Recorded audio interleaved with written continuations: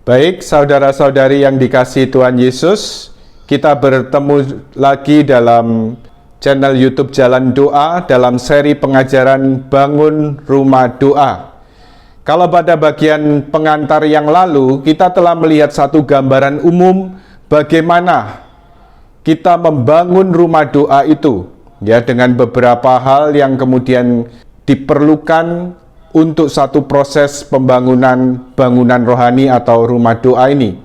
Dan pada bagian yang pertama, pada pengajaran rumah doa ini, kita akan berbicara mengenai Kristus sebagai dasar dari rumah doa. Baik, sebelum kita masuk lebih lanjut, mari kita bersama membuka dari surat Santo Paulus kepada jemaat di Kolose. Kita buka dari Kolose bab 2 ayat 6 sampai 7. Mari kita baca bersama-sama. Kepenuhan hidup dalam Kristus. Kamu telah menerima Kristus Yesus Tuhan kita. Karena itu hendaklah hidupmu tetap di dalam Dia. Hendaklah kamu berakar di dalam Dia dan dibangun di atas Dia. Hendaklah kamu bertambah teguh dalam iman yang telah diajarkan kepadamu, dan hendaklah hatimu melimpah dengan syukur. Demikianlah sabda Tuhan, syukur kepada Allah. Mari kita hening sejenak, kita resapkan sabda Tuhan, firman Tuhan ini dalam hati kita. Kalau kita lihat pada jemaat di Kolose, kita lihat bagaimana nasihat Santo Paulus, yaitu nasihat yang diberikan bagi kita semua yang telah percaya kepada Kristus, bagi kita semua yang menerima Kristus secara pribadi di dalam hidup kita. Kamu telah menerima Kristus Yesus Tuhan kita, karena itu hendaklah hidupmu tetap di dalam Dia. Jadi kita yang percaya, kita yang sudah menerima Yesus dipanggil supaya hidup kita tetap di dalam Dia. Karena Kristus adalah segala-galanya. Dan satu pokok yang penting perlu kita sadari, percaya kepada Kristus, ya, iman pada Kristus yang telah dianugerahkan pada kita ini bukan soal manasukah. Tetapi satu hal, percaya pada Kristus kita akan hidup. Sebaliknya kalau kita tidak percaya pada Kristus, maka kita akan mati. Jadi dalam hal ini, kepercayaan Kristus ini bukan soal manasuka, tetapi sungguh-sungguh merupakan suatu yang sungguh-sungguh menentukan kehidupan kita, juga pada sampai keabadian. Kemudian lebih lanjut Santo Paulus mengatakan, hendaklah kamu berakar di dalam Dia dan dibangun di atas Dia. Hendaklah kamu bertambah teguh dalam iman yang telah diajarkan kepadamu, dan hendaklah hatimu melimpah dengan syukur. Hendaklah kamu berakar di dalam Dia dan dibangun di atas Dia. Sebenarnya sudah kita mulai pada bagian pengantar yang lalu, ya, teks ini kemudian kita baca bersama pada waktu itu. Saya ambil kata-kata ini yang dinyatakan Santo Paulus, hendaklah kamu dibangun di atas Dia. Dan inilah yang memberi inspirasi bagaimana kita membangun bangunan rohani atau membangun rumah doa. Atau gambaran lain diberikan Santo Paulus, hendaklah kamu berakar di dalam Dia, seperti pohon yang sungguh-sungguh berakar, dan dasarnya adalah, yang menjadi dasar atau tanah adalah Kristus sendiri. Demikian juga ketika membangun rumah doa atau bangunan rohani ini, dasarnya adalah Kristus sendiri. Ibaratnya bangunan rohani atau rumah doa atau kemudian pohon tadi, semakin lama hendaknya apa? Semakin dalam, dan kemudian semakin dalam untuk dibangun dan berakar di atas Kristus sendiri. Kristus adalah jalan, Kristus adalah tujuan. Sebagaimana dinyatakan oleh Tuhan Yesus sendiri, Akulah jalan, kebenaran, dan hidup. Tidak seorang pun dapat sampai kepada Bapa kalau tidak melalui Aku. Jadi demikian juga kita dipanggil untuk semakin berakar dan semakin dibangun di atas Kristus. Nah, juga dalam kehidupan rohani, kalau kita bicara kehidupan rohani, kehidupan doa, atau kemudian hidup dalam roh, ini bukan hanya soal kehidupan doa yang kita hayati setiap hari, atau soal kemudian komitmen yang kita jalankan dalam komunitas kita. Tetapi artinya apa? Doa ini kalau menjadi dasar, maka itu juga mengalir dalam seluruh kehidupan kita sehari-hari. Juga mengalir dalam hubungan kita baik dengan Allah dan juga hubungan dengan sesama dan juga terhadap diri kita sendiri. Ya, juga mengalir secara konkret.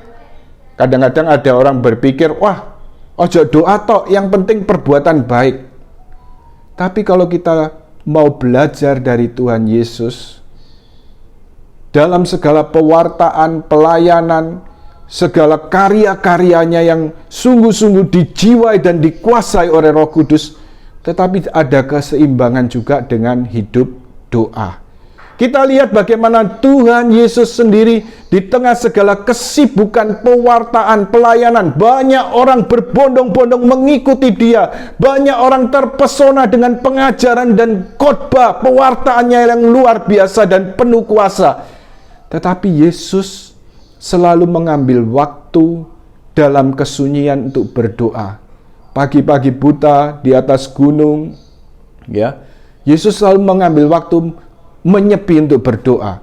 Lalu juga pada saat-saat akan mengambil satu keputusan penting, ya. Keputusan penting untuk misalnya memilih para rasul. Yesus juga menyepi lebih dulu. Yesus berdoa. Ya, satu hal yang diteladankan oleh Tuhan dan guru kita adalah apa? Yesus berdoa. Dan rupanya tidak semua orang bisa memahami ini, ya. Saya jadi teringat dengan pengalaman pada waktu SMA, saya sekolah di SMA negeri. Jadi itu kalau tidak salah, waktu itu memang gurunya tidak hadir, ya. Jadi sudah menjelang pulang begitu, ya. Nah, tapi secara fisik waktu itu kondisi saya lagi tidak enak badan. Ya, bisa nggak enak badan, bisa juga karena lapar, ya. Ya, tapi pokoknya badannya tidak fit begitu. Nah, kemudian tiba-tiba ya sambil ngobrol-ngobrol dengan teman, ya. Teman ada di sebelah, lalu ada di depan begitu. Lalu ada teman saya dari, artinya ya bukan non-Kristiani, dia bertanya pada kita, ya. Loh, kalau Yesus itu katanya Tuhan, ya. Kalau Yesus itu Tuhan, nah, mengapa dia itu berdoa? Lalu kemudian dia lanjutkan, nah seperti di Taman Getsemani dia berdoa. Lalu di atas salib dia juga berdoa. Nah, kalau dia Tuhan, kenapa harus berdoa? Nah, waktu itu secara fisik saya tidak fit, tidak enak badan, dan saya juga ya jujur aja, tidak tahu jawabannya. Jadi saya nggak tahu jawabannya. Lalu kemudian ya biasanya yang lebih ahli soal-soal begini saya pikir teman-teman dari denominasi lain, teman-teman Protestan. Jadi saya kemudian yang duduk di depan kami ini kan teman-teman Protestan, ya. Jadi dua-duanya teman-teman Protestan. Lalu ini saya suruh jawab. Ayo jawaban. Tapi ya pada bingung. Ya namanya juga anak SMA, ya. Kalau ditanyai macam-macam kadang-kadang bingung, ya.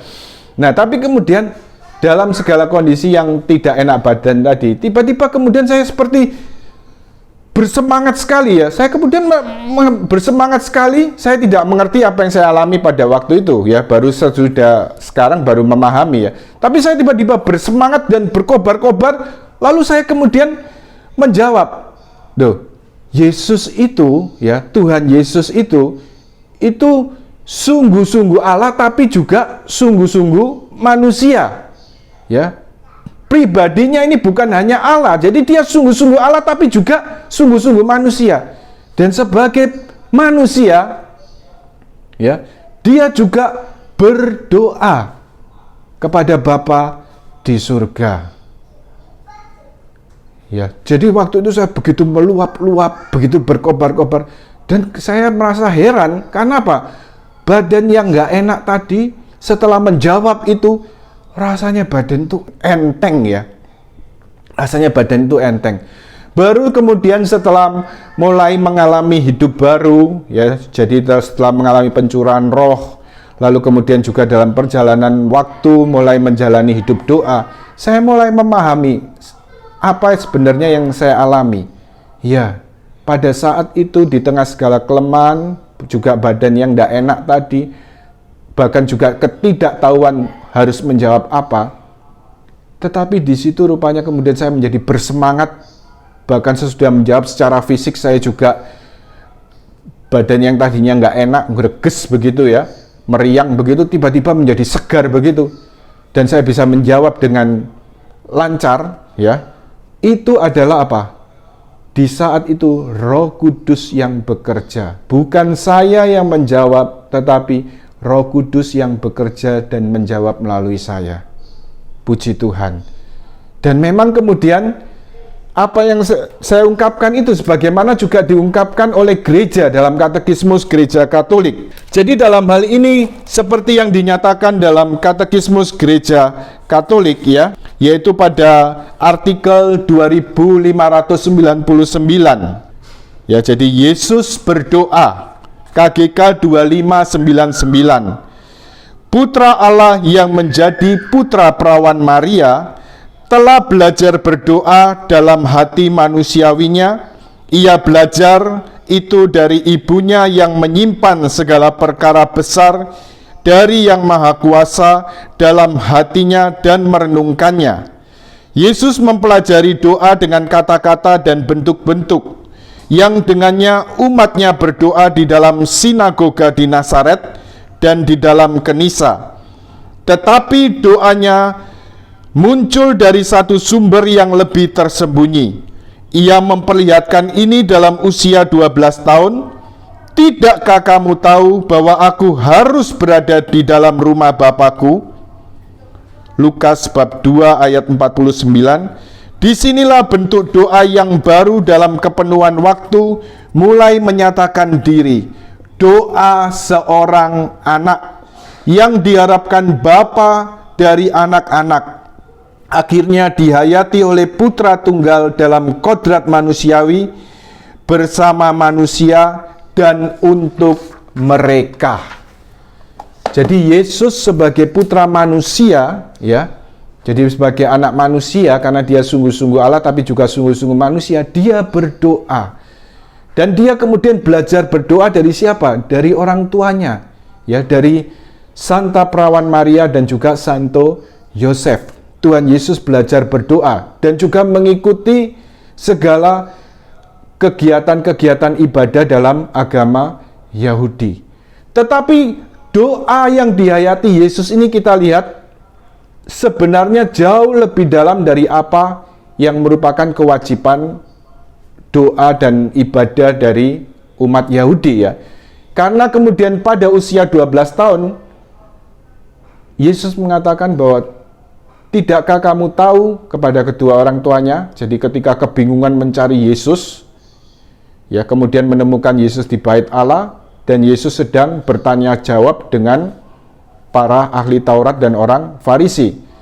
Lalu kemudian Yesus mengatakan, tidak tahukah kamu bahwa aku harus berada di rumah Bapakku? Jadi doa yang dihayati Yesus ini lebih artinya apa? Suatu hubungan yang pribadi dengan Allah Bapa di surga. Suatu hubungan seorang anak kepada Bapanya. Dan ini doa seperti ini yang diharapkan Allah bagi anak-anaknya, bagi kita semua. Dan Yesus berdoa seperti dikatakan Katekismus tadi pada bagian kalimat terakhir, yaitu pada 2599 tadi. Doa seorang anak yang diharapkan bapa dari anak-anak akhirnya dihayati oleh putra tunggal dalam kodrat manusiawi bersama manusia dan untuk mereka. Yesus berdoa bersama kita dan juga untuk seluruh umat manusia. Ia adalah imam agung pengantara kita. Bersama kita semua, dia berdoa. Dan untuk kita semua. Ya, jadi luar biasa sebenarnya ya. Jadi karena itu kita dipanggil untuk meletakkan dasar kehidupan Kristiani kita, dasar kehidupan rohani, kehidupan doa, seluruh kehidupan kita sehari-hari, meletakkan dasarnya dibangun di atas Kristus. Dan bagaimana Yesus menghayati doa ini? Kita lihat bagaimana doa yang dihayati Yesus ini.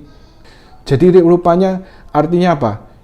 Hubungan pribadi yang dihayati Tuhan Yesus dengan Allah Bapa ini, ya. Dalam seluruh kehidupannya. Nah, di sini kita belajar berdoa pada Allah Putra, pada Tuhan kita Yesus Kristus.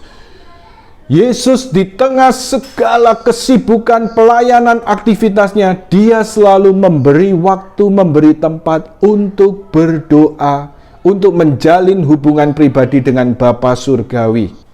Ya, pada saat-saat keputusan penting harus diambil, ya, memilih para rasul dan sebagainya. Lalu pada saat-saat kemudian dia juga di tengah kesibukan pelayanan.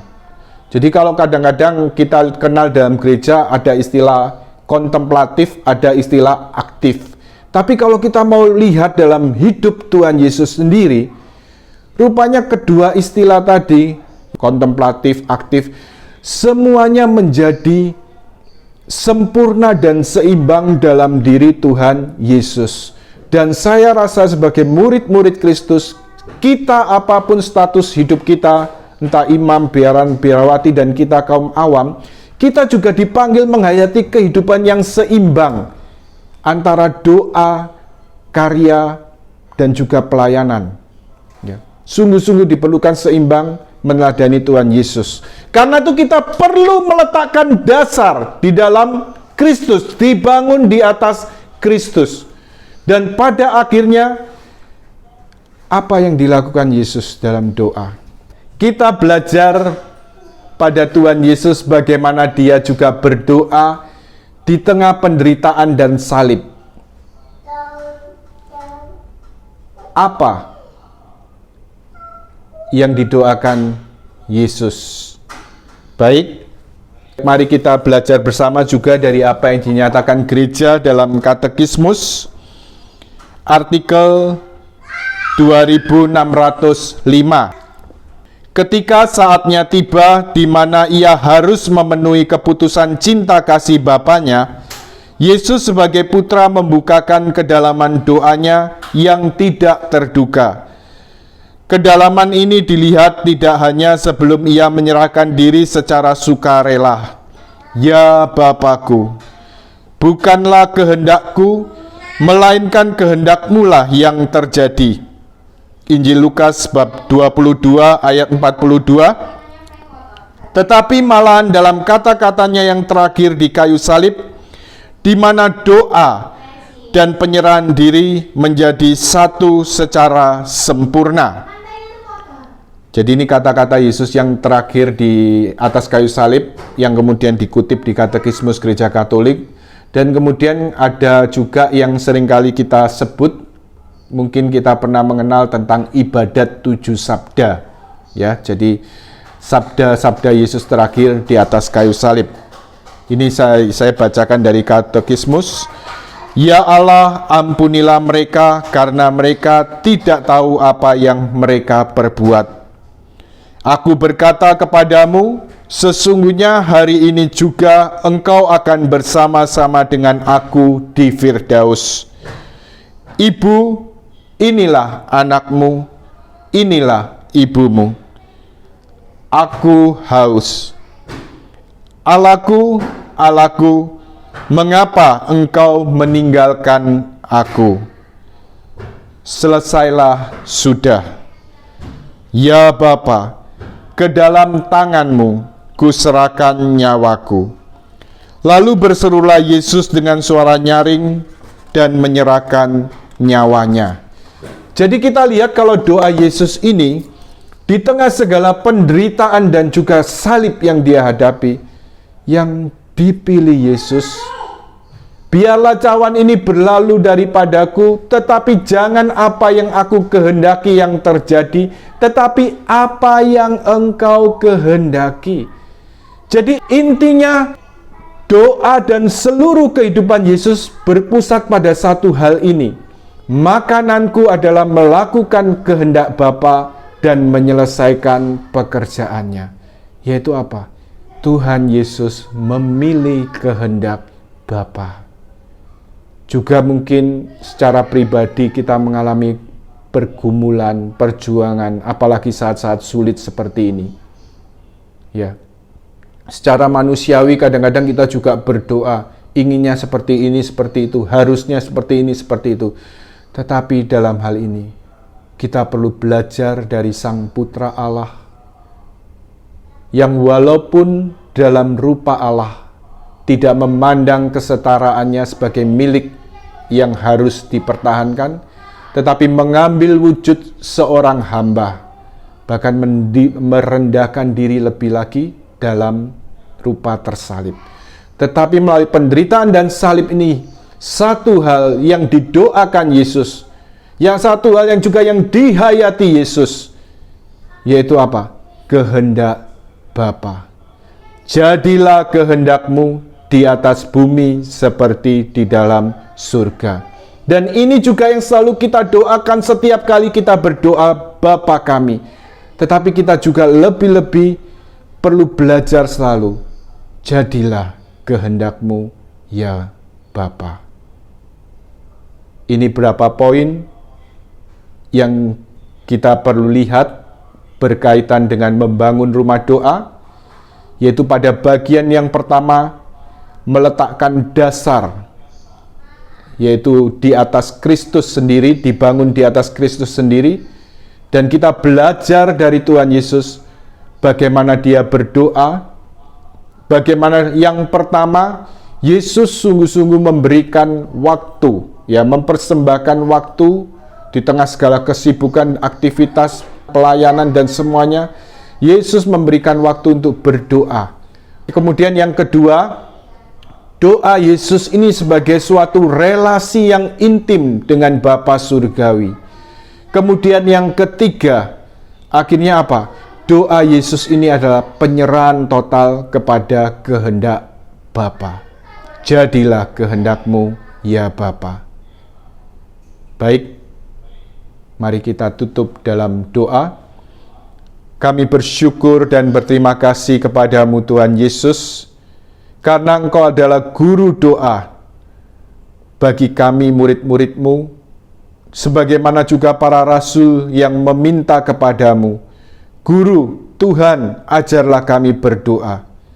Biarlah kami juga boleh menghayati kehidupan doa bersama Engkau dan di dalam Engkau, dalam persekutuan dengan Engkau dan dengan Roh Kudus sendiri, agar kami dapat senantiasa menghayati doa yang terus-menerus, doa yang tidak kunjung putus dalam suatu relasi pergaulan yang mesra dengan Bapa, dengan Dikau, dan dengan Roh Kudus sendiri.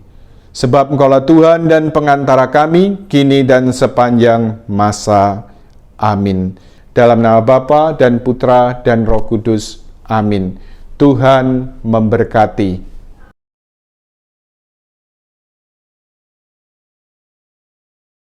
Kita belajar dari Yesus di Taman Getsemani dan di atas salib. Kita belajar dari Tuhan Yesus. Waduh. Tolong. Ya. Sedikit intermezzo. Nah, ini belajar seorang anak pada Bapa. Hidupku sekarang ke tempat kudus-Mu.